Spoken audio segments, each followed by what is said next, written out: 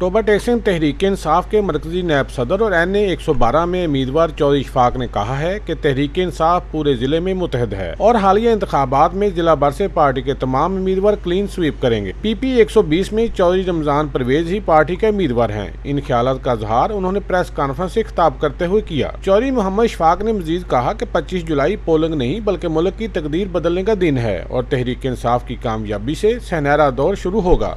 Party यकजा है और इंशाल्लाह मैं यकीन से कह सकता हूँ कि इस दफ़ा पाकिस्तान तहरीक इंसाफ ज़िला की 3 MNA की और 6 MPA की सीटें जीतेगी। उन्होंने कहा कि अवामी नफरत का शिकार होने वाले मुखालफिन चोर रास्ते से इक़्तिदार के हसूल की साजिश कर रहे हैं। इनके तमाम साजिशें नाकाम होंगी। इस मौका पर उसामा हमजा, खालिद बशीर, असद जमान चीमा, रमजान परवेज, सईद अहमद सैदी, साबिक MPA ब्रिगेडियर रिटायर जवेद अकरम, मियाँ काशिफ इशफाक पे दीगर भी मौजूद थे। कैमरामैन शीद अंजम के साथ सुल्तान महमूद, टोबा टेक सिंह।